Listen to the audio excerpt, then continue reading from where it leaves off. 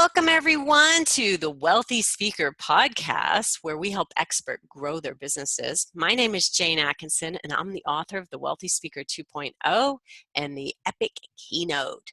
If you're a regular listener, thank you. I appreciate you joining us again, and I hope you'll tell your friends about us. The topic of today's podcast is running your own virtual summit, and we have Bailey Richert here with us to help. Welcome, Bailey. Thanks so much for having me. Oh, well, let me tell everybody just a little bit about you, okay? Bailey Richert is a business coach who helps individuals launch profitable online enterprises as infopreneurs, respected experts in their fields, creating value and generating income by sharing their life experience, knowledge, and passions with others in a manner that supports their ideal lifestyle. Woohoo! You know, I'm all for ideal lifestyle. Now, Bailey, you opted out of the corporate world to start your own business. Tell us a little bit about your journey. Sure. Thanks so much. Well, I think like a lot of people, I was taught that there's a particular path that we're supposed to follow in life, the American dream, where you work really hard at school. Eventually, I got a scholarship to go to college. I studied engineering. And when I left university, I wound up in California working the 9-to-5 grind as a consultant. But after so many years, I started to find that very unfulfilling and questioned what I was really doing with my life. I sat down and thought really hard about what I wanted. And I realized that I didn't have enough time on my hands to see my family as much as I wanted, who were living on the other side of the country, or to do my philanthropic work. I wanted more freedom. And after thinking about it really hard, I decided, probably one of the only ways I was going to get that freedom is if I became my own boss.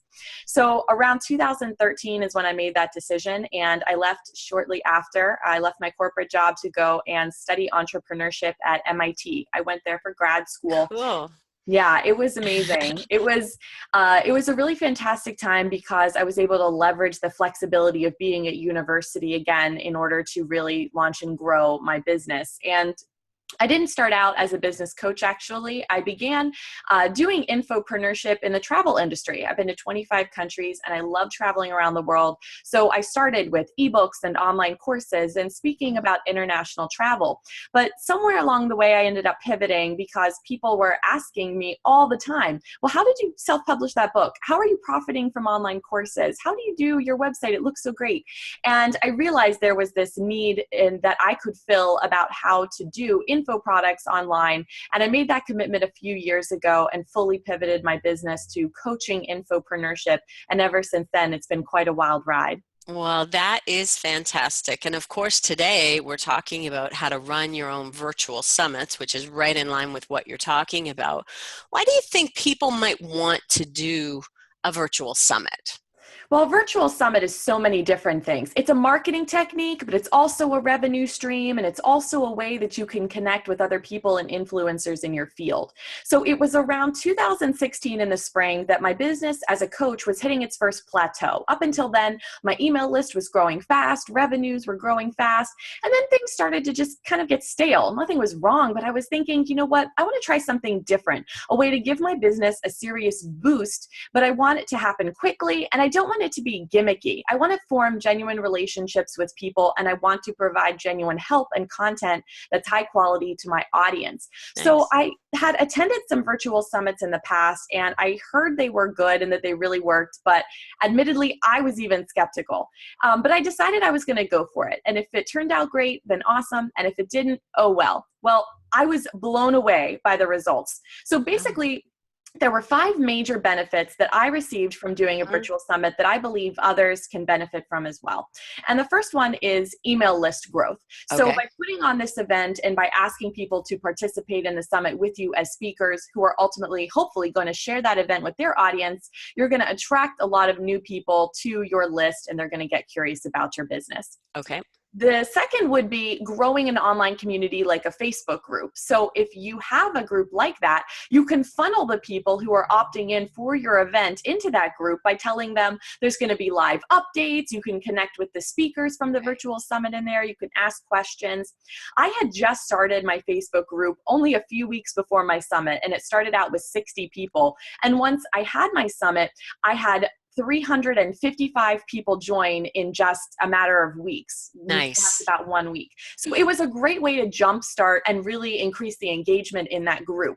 Mm-hmm. Then, of course, there's the revenue side of things. So I was able to make about $4,000 in profit on my very first summit from just sales of the All Access Pass, which is Okay. the membership site. That's the product that you're selling on the virtual summit. But there's so many other ways that you can profit from it as well, including adding upsells to your funnel, for example, or order bumps. But additionally, there's a lot of other revenues that come after the summit or that aren't directly attributed to that All Access Pass. Like people discover you and then hire you as a coach, or they enroll in one of your other courses. Right. Then the other, what am I up to now? That's 3 things. The other 2 would be, The relationships with yes, the people that exactly. you have on the summit. Well, precisely. So it was an amazing way to be able to reach out to influencers, and instead of cold emailing and saying, I just want to be friends, but it never going anywhere, you Right. now have an opportunity to offer them. So you can say, I would love to really connect with you. And by the way, let me give you a platform to share your message with my audience. And that always Right. goes over well. And then the last one is sort of the intangibles of building your expertise. People now see me, my summit's called the Infopreneur Summit. They Mm-hmm. see me as the coach for beginning infopreneurs. When people hear infopreneurship, they think of me. I was invited to be on podcast. I was invited to be a guest blogger on some big blogs. And so, it's just a snowball of PR and press that happens after Right. your event. So those are all the reasons you might want to do a summit. Well, the email growth alone might end up being worth it, because if you get a couple thousand people, that's a couple thousand leads. I mean, it would only take one client to turn that into something that was profitable. So I like it. I like it a lot. Okay, so let's say we decide that we want to run our own virtual summit. I'm not committing to it yet, but I'll think about it. We'll see. Maybe I could do like a mini summit. What are the first steps to getting started? Sure. Well, I actually have a 12-step process that I teach in my virtual summit school program, all about how to launch your virtual summit in 90 days. Okay. And it's divided into 3 different months. So 90 days is 3 months, and each month is a different phase. And the first phase is all about planning that summit. So Mhm. it's about sitting down and thinking about, the logistics of your event. So, you can imagine what a real life event planner does, right? They need to decide, when is the event going to be held? Where is it going to be held? What's the theme? What's it going to look like? You actually have to do the exact same things for your online event. Where is it going to be held is the equivalent of, what is your summit domain name and what is it going to be called? Right. Who are you trying to attract to this event? Who's invited? Who's your target audience? When are you going to host the event? What are the exact days and how long is it going to be? So those are some of the first things that you need to think about in that planning phase when you're getting Gotcha. started. Okay. Okay. What's the next step?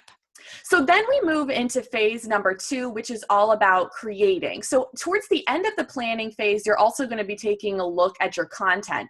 And so you're going to be saying, all right, well, we'll just use mine as an example. If All I'm right. going to do the Infopreneur Summit, I want content that's going to be about social media and online products and about online business. And I'm going to come up with a list of topics. And then I'm going to start brainstorming speakers, people that I'd really love to connect with. I'd love to invite them to be a part of this. Mhm. And so in phase 2, after we've reached out to those people, we start recording the interviews, we schedule them. Everything on your virtual summit is going to be pre-recorded. You're not going to try to broadcast those interviews live. Mhm. So that's part of phase 2. You're also going to be working on your technological back end. So you're going to need to set up your landing pages for people to opt in, your sales funnel. You can Right. work in advance to get the landing pages ready for each one of your speakers, where you will be displaying those interviews during the summit. Right. And then the third phase I'll just continue into, All which is right. all about promoting and launching the summit. That last month is really all about getting your summit out into the world. The very last week of that phase is when your summit actually happens, but the 2 to 3 weeks before is when the promotions occur. So since a summit is a limited time event, you can't be promoting it 6 months in advance, because people who sign up are going to forget they signed up that far, Mhm. and they're going to eventually unsubscribe described, you need to really put in a huge push and promote that event just the immediate 2 to 3 weeks beforehand. Okay. And that requires a lot of responsibility on behalf of the host. You need to energize and get your speakers pumped for your event and encourage them to promote to their lists and on social media. Mm-hmm. Perhaps you want to do Facebook ads. In the course, we teach a lot of other things, like how you can do a viral social giveaway of one of your all access passes to start making some noise on the internet, or you can do sneak peeks of some of your best speaker interviews in order to, get everyone who's on your list and waiting for the summit to go live, to get them excited. So there's a lot of action that's happening there. It's very intense, but it's super fun. Okay, well, that sounds really good. And for you, how many interviews will you have done before going into your summit? What's your total number of? I mean, this sounds sounds like yours is quite large. My very first summit had 27 speakers plus Mm-hmm. myself, and I really did find that that was almost the maximum for a new summit planner. If this isn't Mm-hmm. something that you're used to doing, Yeah. anything above 30 is honestly going to be overwhelming. And I say that as someone who is very, very organized. I am a Mm-hmm. type A engineer. And so if I have trouble with it, I really recommend, somewhere between 20 to 25 would be Okay. good. I really hesitate to suggest anything less than that, even though 20 is still a lot. The problem is that your summit's not going to be very enticing for people to opt into if you only have 5 or 6 speakers. Is it really a summit, or is that more like a short interview series? Yeah, maybe it's something else. You call it something else. Okay, fair enough. Okay, so what would you consider? Let's say the summit's all done and you're looking back behind. What would you consider to be a good result? Absolutely. Well, that's a great question, because I think you should actually go into your summit with a specific goal.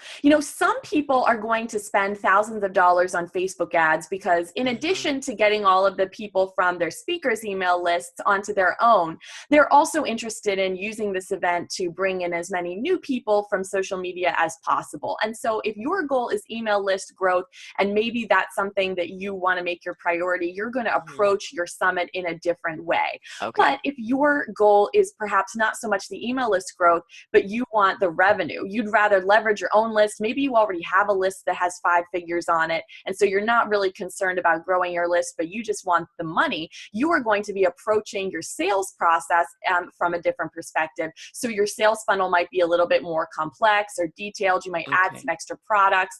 And so to me, it's not really about, what's a good result.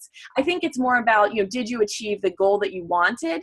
And I Okay. think it is going to be different for everyone. So let's talk about the email list growth. If you have 20 speakers on your list, or 20 speakers on your event, and each one of those speakers only has their own email list of 1,000 people, Mm-hmm. you're going That's to 20,000. yeah, you're going to be bringing on, well, it's going to be less than 20,000 because not everyone's going to opt in. Mm-hmm. So you're going to be bringing on, relatively less people than if all of the speakers that you had on your event had email lists of their own of 10,000 people. Mm. Does that mean that the event was still not a success? It depends on where you are in business. And perhaps, getting 1,000 people on your email list, for a small summit is a huge win for you. So I really think it's relative. All right. So let's talk bottom line. How is that going to impact your bottom line? Is this all going to be worth it? It is absolutely worth it. I think, in my opinion, virtual summits are an amazing way, especially for beginners, to launch their businesses. Mm-hmm. Or even if you've already been in business for a little while, it's a really great way to sort of refresh, which is what I felt it did for me. I'd been in business for several years already, but it really just kind of rejuvenated my business, brought some new life into it, got me Ah, out there in a way that I hadn't before. And frankly, I don't think the financial investment behind doing a summit is all that expensive. Now, I personally recommend using ClickFunnels as your platform. That's what mm-hmm. I use to run my entire business. And so for me, it actually wasn't any additional cost above and beyond because I was already using it. Right. But you can, for that system, which is about $300 a month, you can expect to make an investment of about $600. So maybe 6 or 7 minus ad spend. Mm-hmm. But I do know people that are using other softwares that are doing it way less for less cost as well. And in Virtual Summit School, we do explore lots of different tech options to give people who have varying budgets a wide variety of choices. Okay. But that's what I use. Okay, fair enough. So, if people want to know, now it just so happens that the timing of this interview is right before your 2017 summit. So let's hear about that. And if people just want to know, a little bit more and opt into something that you're doing, what should they do? Great. Thanks so much for asking. Yes, the Infopreneur Summit 2017 is going to be live from May 1st to May 4th, 2017. And you can find more information about that at infopreneursummit.com. We have such an amazing lineup of speakers. We're covering topics ranging from foundations in business to websites, social media, revenue streams, marketing, and more. But if Hmm. you are interested in hosting your own virtual summit, then I would encourage you to check out virtualsummitschool.com. On that homepage, you'll be able to opt in for a free toolkit of resources, which I call my virtual summit set. And there's a free ebook, a planning worksheet, and a guest speaker checklist that you can download, which is really going to help you get started. And it's going to explain this process I was talking about in far more detail. Wow. Well, wealthy speakers, we got a wealth of information about running your own virtual summit from Bailey Richert today. Thank you so much, Bailey, for being with us. And for now, we will say, see you soon, wealthy speakers. Bye for now, everybody. Bye. Thanks.